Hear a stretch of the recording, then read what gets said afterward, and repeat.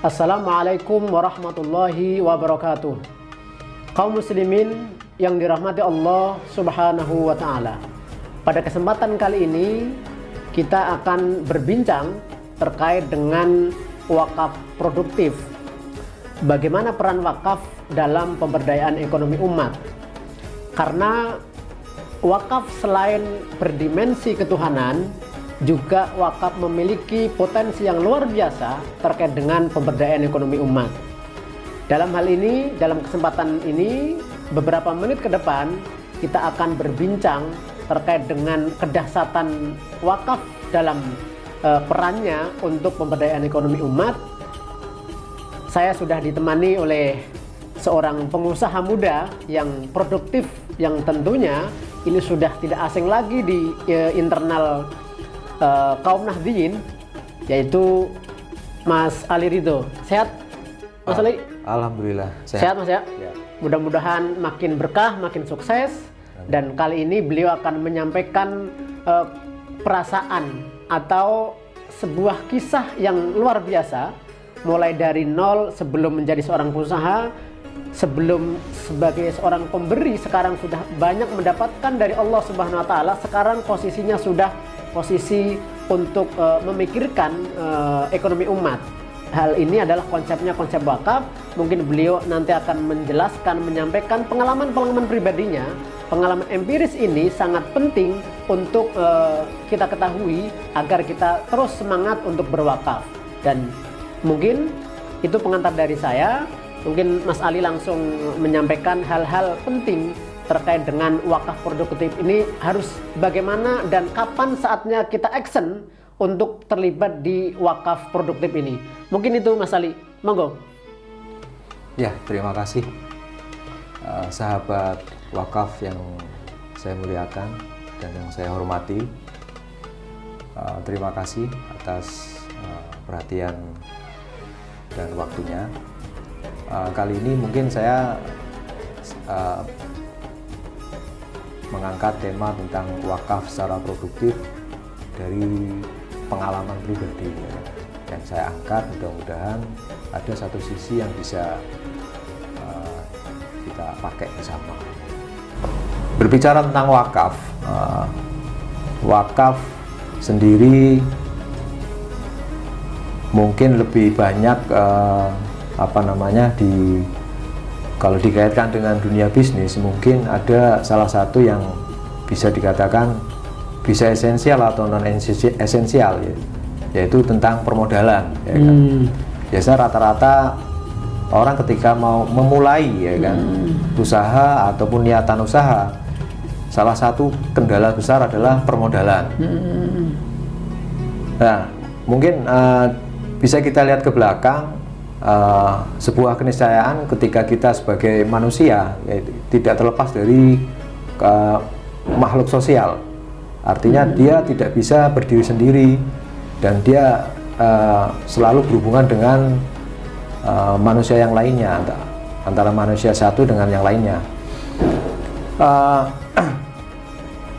Kembali lagi ke mungkin dalam skup bangsa, berbangsa dan negara, kita mungkin tidak lupa bahwa Belanda mungkin menjajah kita 350 tahun lamanya ya. Itu cuman andil satu kolonial, ada 10 pengkhianat ya di situ. Itu bisa eksis 350 tahun menjajah Indonesia. Artinya apa? Kalau kita balik lagi ke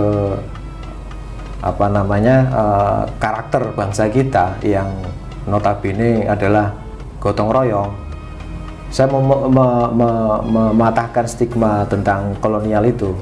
Jadi dahsyatnya tadi satu orang kolonial didampingi dengan 10 pengkhianat itu bisa menguasai bangsa kita, menjajah bangsa kita 350 tahun lamanya. Kalau kita bersatu sebagai umat dengan kekuatan kebersamaan dan permodalan dalam bentuk wakaf, itu adalah salah satu kekuatan yang luar biasa di era pandemi seperti ini banyak negara-negara yang tumbang, terutama masalah ekonominya, ya kan. Justru dengan wakaf ini, karakter negara kita, kebersamaan, terus rasa gotong royongnya, semangatnya sangat tinggi sekali. Itu ciri khas dari mungkin negara kita ya, negara NKRI ya, Nusantara. Itu menjadi kekuatan yang luar biasa. Kalau berbicara tentang masalah skup yang lebih kecil aja di usaha ataupun bisnis yang kita kelola, bisa didukung dengan satu ide, satu visi misi untuk membangun umat, ya kan, membangun terutama pemersatu umat dan berkelanjutan menjadi ekonomi yang berkelanjutan. Dalam hal ini ekonomi yang produktif. Untuk mengawali niat seperti itu memang itu agak berat, ya kan. Tetapi melihat karakter dari masyarakat kita, kebersamaan dan gotong royongnya sangat tinggi sekali. Dengan wadah wakaf ini salah satu jalan untuk merealisasikan rahmat rahimnya yang sudah diberikan kepada kita, ya kan. Tinggal kita mengisi bagaimana kedepannya. Jadi dengan wakaf ini lebih memudahkan niat untuk membangun sebuah ekonomi baik skala makro ataupun mikro. Jadi mungkin kalau pengalaman pribadi saya sebagai pengusaha, ya saatnya kita mungkin bisa bersatu melalui badan wakaf ini. Jadi itu mungkin salah satu pemantik untuk semangat pemersatu umat. Mungkin dari baik,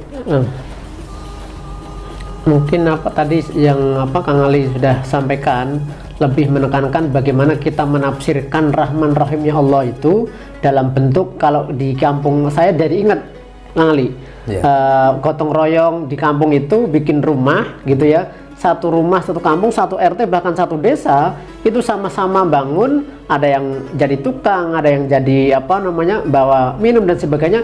Itu dalam beberapa hari jadi. Konsep ini tadi disampaikan oleh Kang Ali itu, ini penting, apalagi di musim pandemi ini.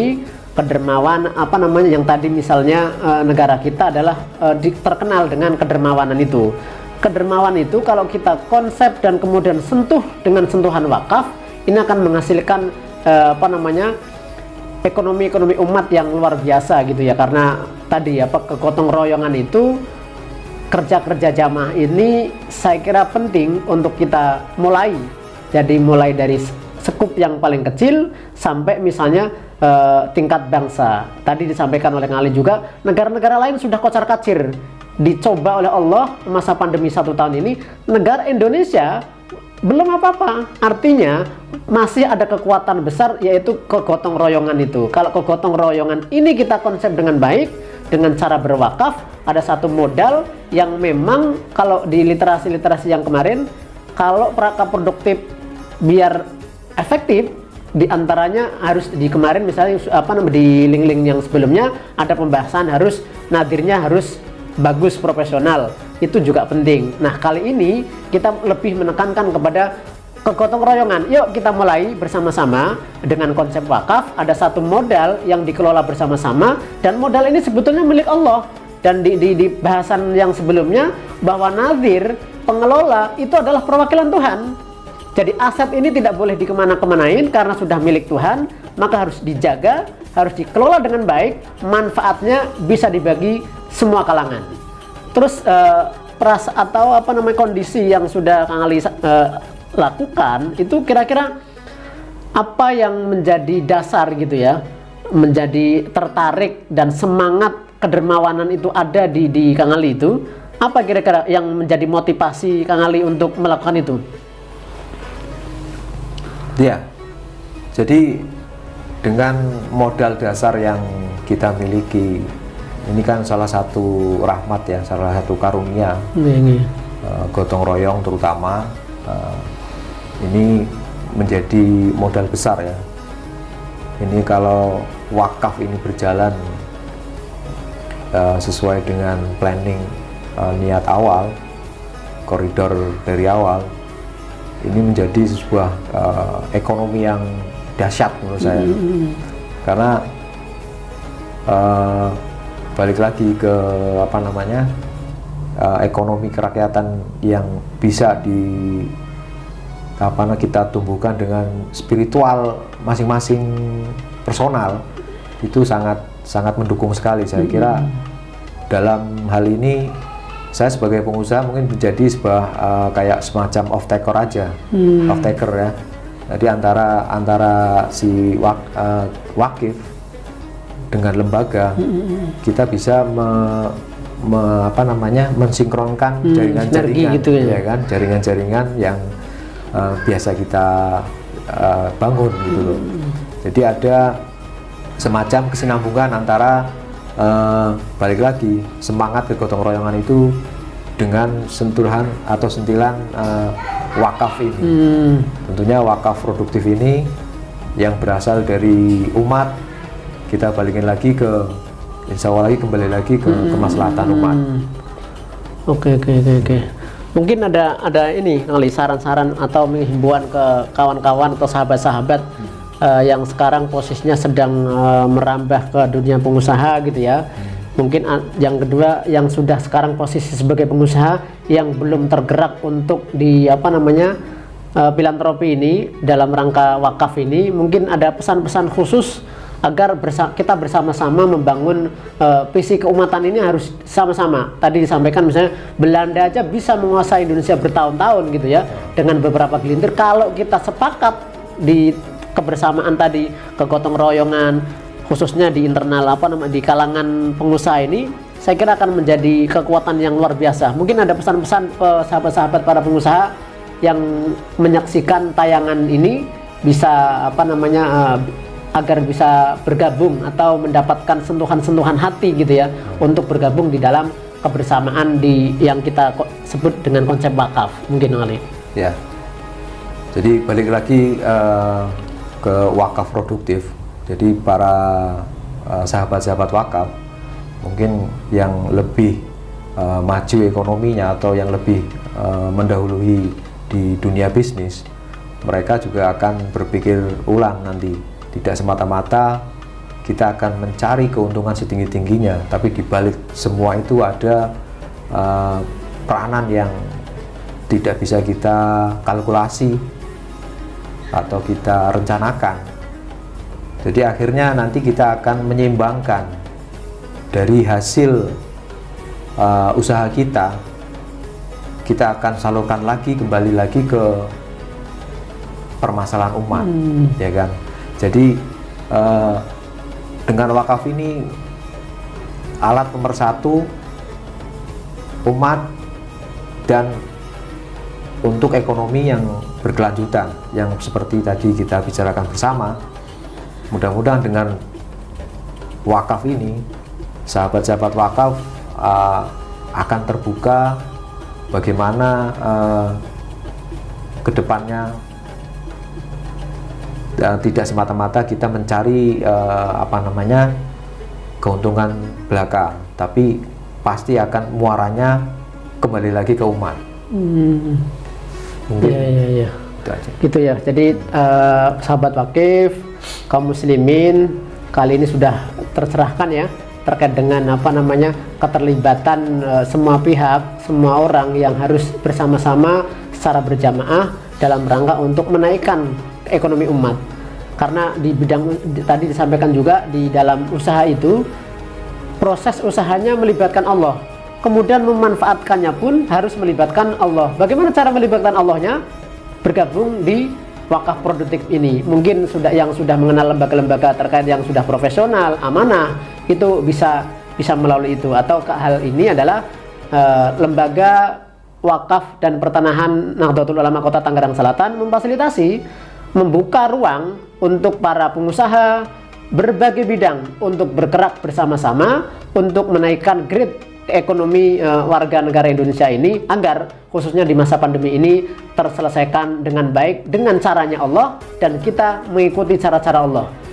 Mungkin itu yang kita bisa diskusikan, mudah-mudahan bermanfaat dan akhirnya dari saya wallahul muwaffiq ila aqwamit thoriq. Wassalamualaikum warahmatullahi wabarakatuh. Waalaikumsalam.